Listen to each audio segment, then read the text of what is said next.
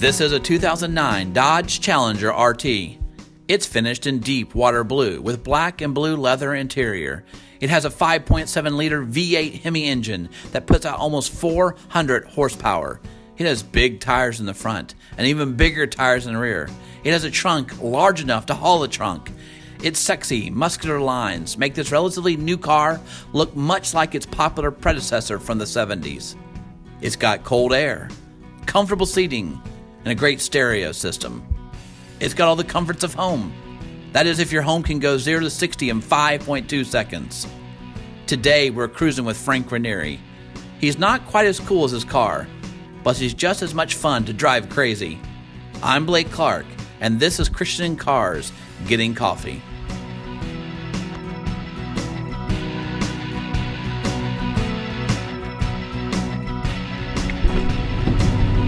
Hey, Mike. Hey, Frank, how are you, man? Still pulling in here. Good to see you, man. Super fast. Yeah, I love it, man. I won't leave you waiting. This is a beautiful car. Hey, thank you. I love it, man. It has been lots of fun. I bet. How you been doing? Yeah, doing great. Awesome. Well, you want to go get some coffee? Let's go get some coffee. Good on you. Yeah, these. What year is this? What year So this is a car? 2009 That's Dodge beautiful. Challenger. Dodge Challenger. They started coming back out with Challengers. When was that? When they when they brought these cars back out? This is the second year. So 2008 was the first year they reissued them, or kind of imitated the car from the 70s that everybody loved. Yeah. And it's the car I always wanted when I was a teenager. I was gonna say, what was the reason when you picked this car? Kind of one you always wanted. Yep, and never could get, never got. I went cheaped out and went to got a Plymouth Duster. But just doesn't have the same name, right? Nope. Doesn't have the same feel to it. Right.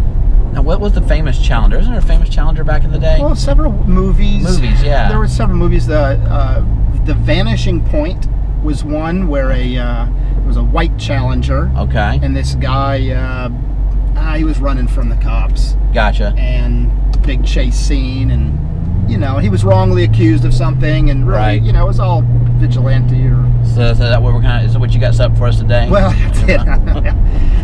It's all about aggressive driving. When you have a car like this, you want to use all 400 horsepower. There's an expectation. I understand. Okay. Sure. All right. And if you're going to do it, you got to get your money's worth. That's right. So, the Dukes of Hazzard. Did you like the Dukes of Hazzard? Yeah, man. As a kid, that was my favorite show. Really? I don't remember it when I was a kid. We're gonna do a jump right now, huh? Thrill Hill, right? That was Thrill Hill. We're doing our a recreation of a Dukes of Hazzard jump. I was trying to do it. You know what? That's pretty good. I grew up. That show was on TV when I learned how to drive. When I was learning how to drive. You know what? That doesn't surprise me. And it was wrong. It was definitely bad influence. I picked that up right there. You did? I saw that skill set. Yeah, right. Oh, man. No, actually, when I was a kid, it came on every Friday night. Yeah, Friday night. And, man, it was a show we would not miss. Mm-hmm. And we wouldn't go out. It's kind of like it was one of those shows we would stay home and then go out after it. Yeah. Or, at least come home and it was crazy. It was. Yeah. As a kid, I remember we'd have M&Ms. We'd go to my grandmother's house, and we'd watch the show and have M&Ms. Kind of one of those memories. What a neat memory. Yeah. Isn't that great? I love that show. Oh, man. Well, how's your day been? Yeah, good. Nice, productive day. I'm got the best job in the world, so every day is good. Yeah. And which I think it's cool because I'm glad we're doing this. You're the one usually behind the camera. Been doing a lot of these Christians in Cars, and I couldn't wait to get you in front of the camera. Get you, a beautiful face, I appreciate make that. you a star. Yeah. You can thank me later. Make the car a star. Yeah, really, man. No, I appreciate that. It's a great series. I've been happy to be involved, and it's been lots of fun. Yeah, I've really enjoyed being a part of them. Hearing people's stories. Oh my gosh. Yeah. So tell me, how did you and Melinda find Radius? Well, we were going to a church that we had gone to for many years, and we were involved in the church, the youth program, and over the years, different youth pastors had come through and then gone on to do bigger and better things, and this one came through that was special. He had something special about him. And then I showed up. That's very humbling of yourself. You're so good about that. No, that was you, and we obviously, you went away on your sabbatical, understood that, gave you more than you deserved it. Yeah. And then delighted to hear that you were coming back and going to start your own church. Just unbelievable. All kinds of prayers answered. Yeah. So, but we obviously were pretty well entrenched at the old church and needed to make sure that was all taken care of. So, which I love that. I mean, it's a good thing to really not be, to really make a decision after really thinking it through and not just jumping. That's great, man. Yeah. I mean, I realized you'd be there. You'd be there when we got there. Yeah. Our kids started going, and obviously going to a different church than them just didn't feel right. Yeah. We obviously wanted to be with them, and I think the first time you came to Radius, it was a baptism gathering. Yeah. The granddaughter Savannah's was being baptized, and you guys loved on them and have blessed them all along the way. Yeah. So. That's so cool. And it was so cool. And I remember you guys were there, and you guys just jumped right in. I remember me and Amanda were talking. It was just so cool to see you guys. You're just picked right back up like old friends. Just Well, that is what happens when you do have somebody you build a bond, build a connection with, relationship with. Yep. And that's so valuable. We kind of take it for granted. It's a good point you point that out, but we do take that for granted. Well, that's good, man. We are so glad that you and Melinda are a part of us, man. We love you guys. You've made us better, and we're so grateful that you're a part of us, man. Thank you. Well, I'm more than happy to do it. I appreciate the opportunity to serve and to help, and you're doing good stuff, and whatever we can do to help. Thank you, brother. I appreciate it, man. Do. So trips up here, the name comes from. Have you heard? No. The owner has triplets. So Trips Diner. All right. Oh, look, they saved great food. Look at that. They have good. They have good Cubans here. Oh, really? Yeah. Okay. Which is, I would not think Trips Diner Cuban, but they do. Thank you so much for talking with us. I was like, what? Thank you, Terry. Who's talking to us now? This is your production team in Seattle? She did my outro. Thank you for talking with us. That's great. Let's go get some coffee. Yeah, let's go get some coffee.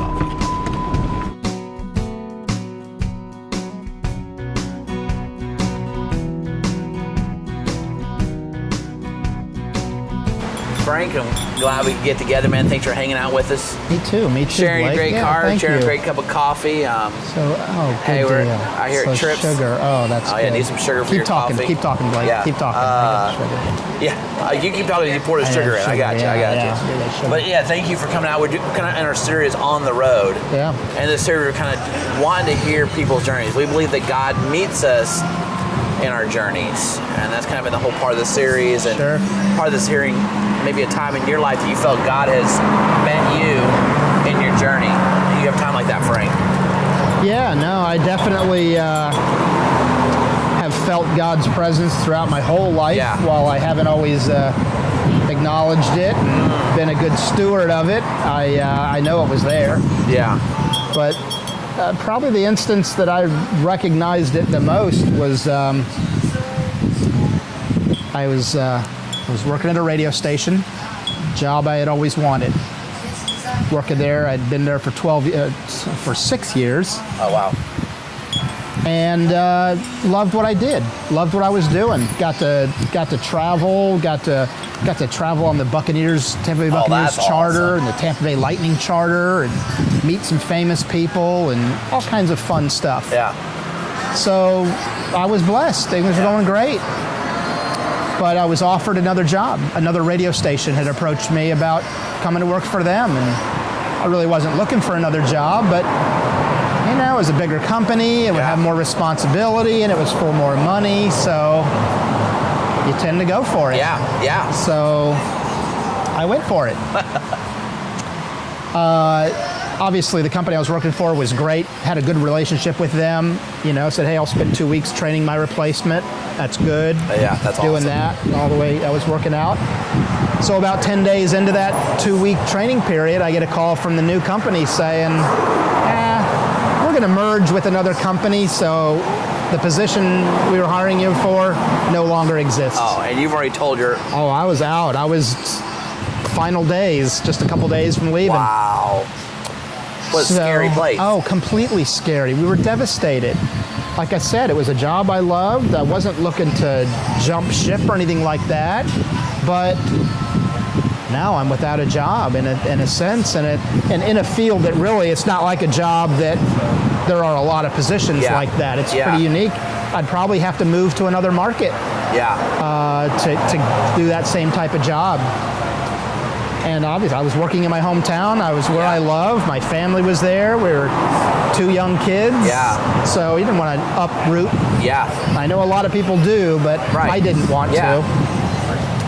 So, yeah, we were devastated.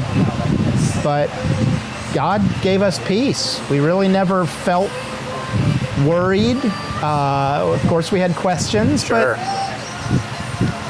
You felt God's presence, even when it was seemingly a dead end, kind of stranded. Sure. Stranded between two things. Yeah, it was definitely. I was on that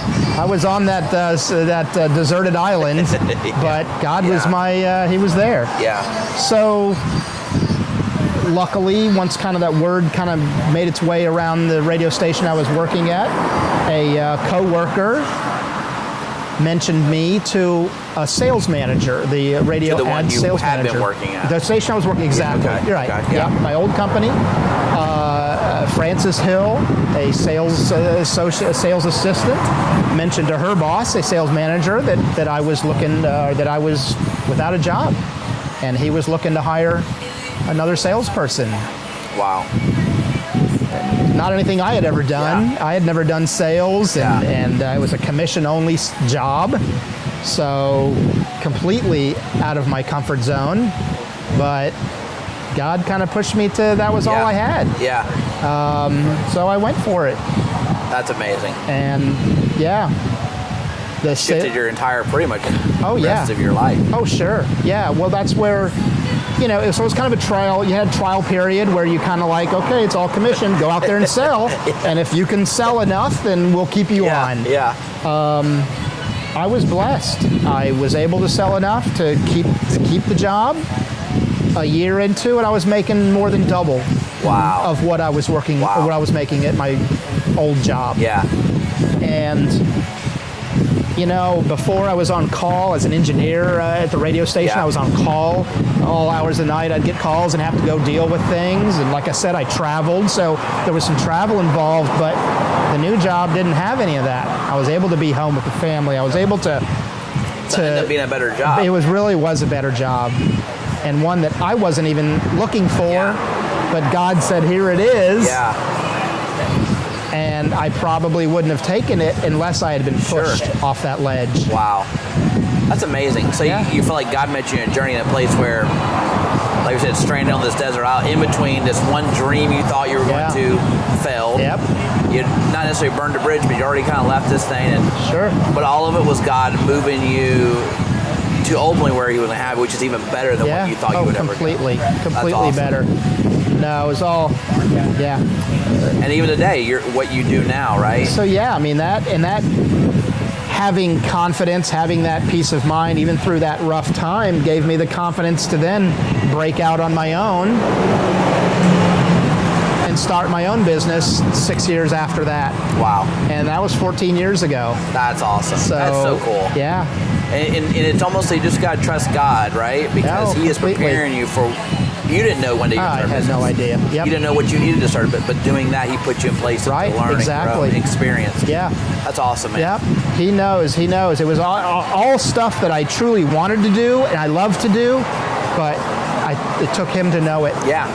Yeah, and not to kind of freak out in that moment where it seems like everything's falling apart. Sure. To wait. Yep.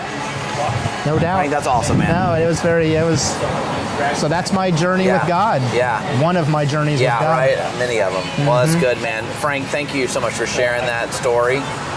It's powerful. I think we've all found our place in that moment, in those times, and just see what God's done with it. It's really cool. Yeah. Thank you for sharing. Thank you for sharing. You're welcome. Thank you. Great cup of coffee and sharing your beautiful car. Yeah, well, it's good fun. I appreciate it. Always good having a co-pilot. Yeah.